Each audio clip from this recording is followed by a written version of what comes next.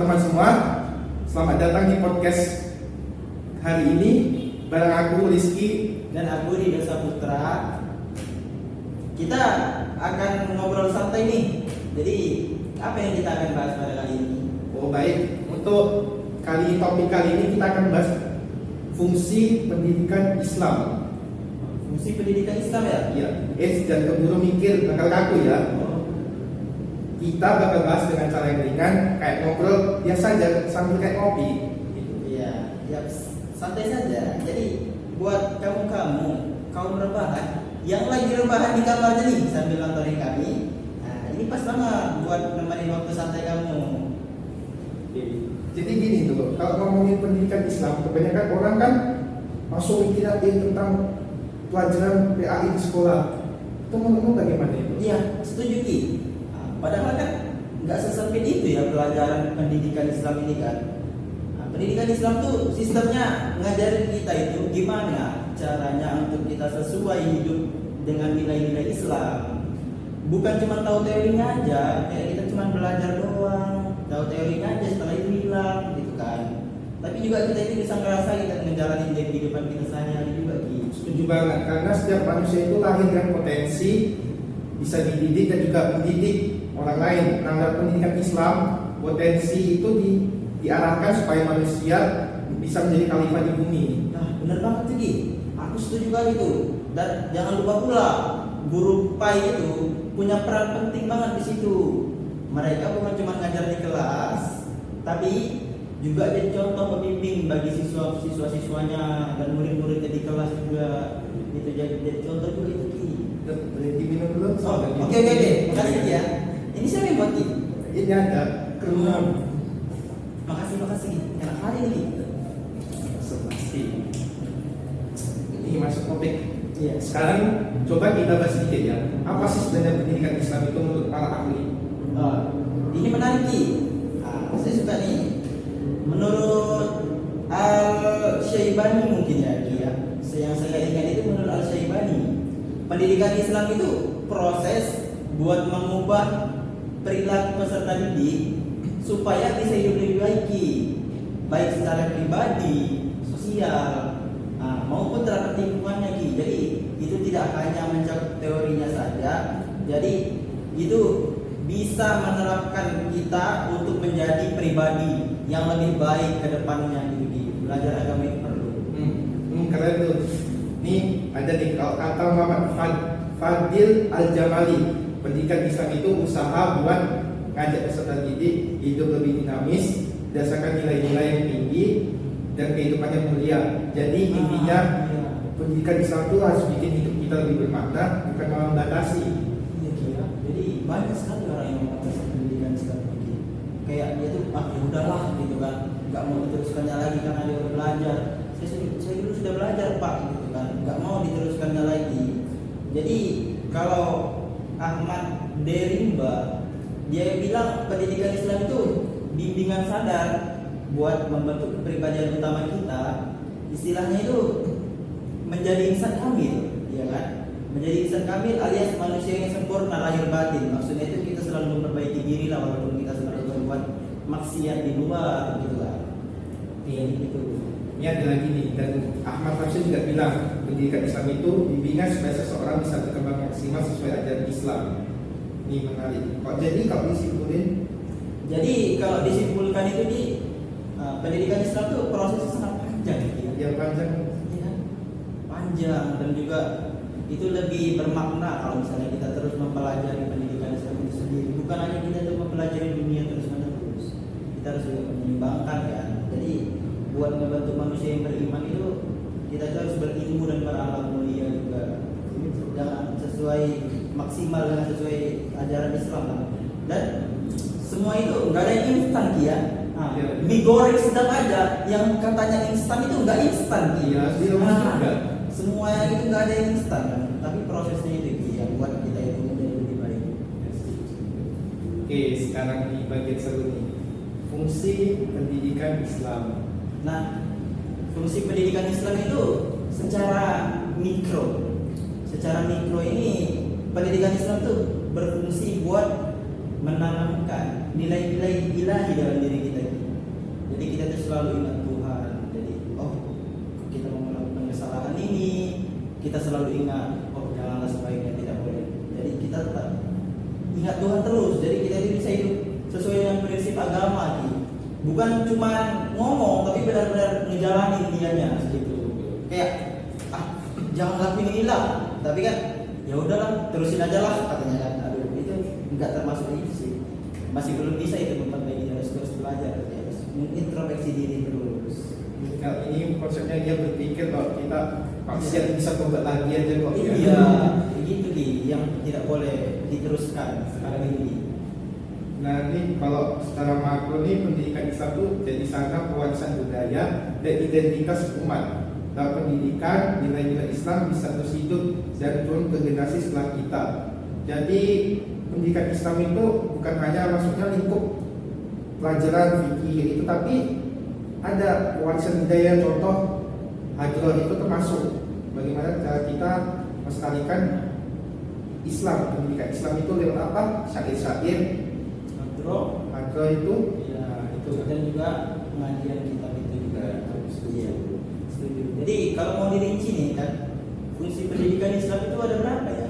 Sepertinya pendidikan Islam yang saya pelajari itu kan ada 4. Iya, Iya, betul kan? Iya. Oh, betul. Jadi yang pertama ini fungsinya fungsi personal. Nah, fungsi personal itu ya ini bikin kita jadi pribadi muslim yang utuh. Utuh itu maksudnya gimana? Punya iman kuat, takwa yang stabil. Bukan kita takwanya kayak naik turun. Stabil itu kayak ya kita tetap ada di situ walaupun tidak turun, tapi tidak naik, tapi tetap ada di situ, boleh lah, ya kan? Jadi hidup kita itu bisa seimbang antara dunia dan akhirat.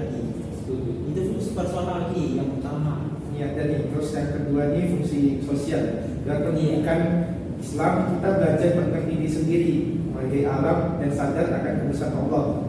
Nah ini konsepnya kita pendidikan Islam itu bukan hanya berpatok dengan hablum minallah, tetapi juga hablum minannas. Nah itu juga sangat penting itu. Nah dari situ lahir kreativitas dan semangat berbuat baik. Jadi fungsi sosial itu kita bisa hablum minannas juga. Ya itu paling penting. Jadi kita sama-sama butuh lah ya.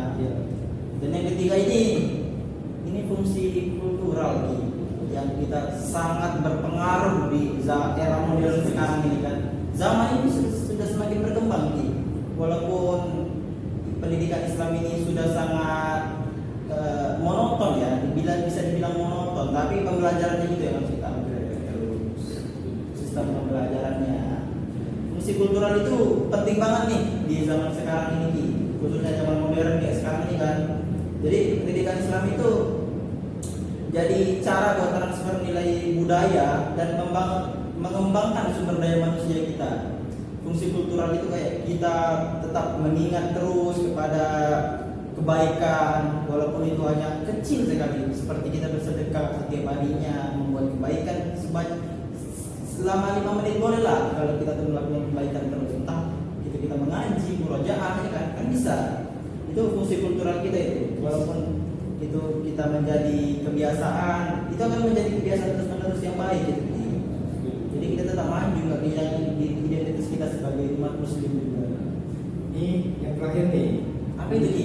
fungsi spiritual. Fungsi spiritual ada juga ya? Ya, nah ini bagian paling dalam nih. Pendidikan Islam bisa bikin hati kita lebih tenang, jiwa lebih damai, mental lebih kuat. Kita belajar taat sama Allah, sabar dan sadar kalau hidup ini amanah sebagai khalifah di bumi. Itu. Jadi kalau dipikir-pikir ya Ki, kalau misalkan semua fungsi itu berjalan dengan barengan dalam diri seseorang, aduh, itu gimana umat muslim itu? Bayangin deh Ki, umat Islam itu bakal jadi generasi yang gak cuma pintar Ki. Nah kalau saya mikir itu yang 4 itu berjalan dengan sejajar, itu nggak bakal cuma pintar tapi bakal maju Ki, menstabilkan agama. Dunianya juga tidak lepas. Tapi itu sangat berpengaruh juga kan, walaupun itu pan-pannya kita tidak bisa berjalan dengan lancar ataupun kadang satunya kurang lah, kayak fungsi apa tadi, fungsi sosial yang kurang gitu kan. Nah itu nggak apa-apa sih, jadi kita itu bisa tetap berpijak pada iman kita sendiri, dan juga kita tuh masih bisa beralhamdulillah kuat dan juga bijaksana gitu. Wah ya keren banget sih sumpah. Ya, coba diminum dulu. Iya iya. Jadi nanti nggak habis-habis nih ya. Nggak diminum-minum jatuhnya nih gini. Gimana ini? Makanya itu kita harus minum dulu ya, biar habis juga. Tapi enak sih. Iya. Iya.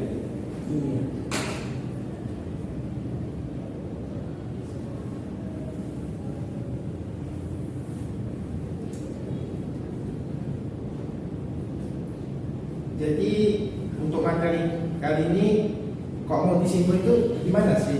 Jadi kalau menurut aku nih, kalau mau disimpulkan itu pendidikan Islam itu bukan cuma pelajaran di kelas, kayak guru menerangkan, murid mendengarkan, keluar kelas hilang gitu kan. Kita juga harus ada panduan hidup yang ngajarin kita gimana kita jadi manusia yang seimbang antara dunia dan akhiratnya, antara baik dan buruknya kita terhadap teman aja boleh, walaupun kita masih belum bisa mengintrospeksikan diri kepada diri kita dengan Tuhan gitu kan. Biar kita juga bisa ngerti arah hidup kita, dan kita juga punya nilai hidup yang, dan kita tetap berpijak pada iman kita itu menurut aku sih ya. Kok menurut aku ini secara kecil ya, jika Islam itu membentuk diri kita biar lebih baik. Jadi pendidikan Islam itu kan konsepnya apa? Membentuk akhlak yang mulia sesuai ajaran Nabi, yang dibawa ajaran Nabi kan. Betul. Nah, kok skala besar yang menjaga identitas umat Islam biar tetap hidup dan relevan di zaman sekarang ini. Kita tahu zaman sekarang itu teknologi maju, tapi terkadang tidak diimbangi dengan keimanan, bisa saja kita jadi goyah, tidak tahu arah itu lah. Sekarang AI sudah hampir merajalela. Apalagi AI. Iya. Wah, nggak kerasa ya dia?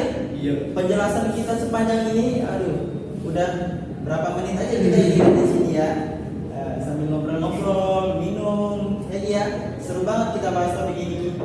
Iya, dan semoga yang dengerin bisa dapat insight baru ya, atau ilmu baru bahwa pendidikan Islam itu bukan hanya teori, tapi panduan buat hidup kita sehari-hari. Wah, iya Ki, betul nih. Wah, tapi saya juga berharap pada teman-teman semua untuk menjaga imannya, berperilakulah yang baik di sosial media maupun di kehidupan nyata. Jadi ya terhadap Rizky bilang tadi, saya bakal mengaminkan aja deh, amin. Semoga teman-teman juga bisa mendengarkan dan juga mengimplikasikannya pada kehidupan nyata juga. Jangan cuma rebahan loh. Nah, Setuju. ini dia di kamar nih kan. Nah, yang biasanya di kamar nih lagi rebahan. Nah, semoga teman-teman, makasih yang sudah juga mendengarkan podcast kami sampai akhir. Jangan lupa terus belajar, terus berkembang, dan yang paling penting ialah tetap berpegang teguh pada iman kalian sendiri. Jangan sampai naik dulu imannya. Pikir aduh nggak terasa juga ya di penghujung acara. Saya ucapkan terima kasih kepada saudara Rido yang atas partisipasinya. Sama-sama. Sampai ketemu. Saya ketemu di episode selanjutnya. Iya. Saya Rizky Ramadan dan Saya Rido Saputra. terima kasih. Wassalamualaikum warahmatullahi wabarakatuh. ただ生きるのは嫌だ世界は残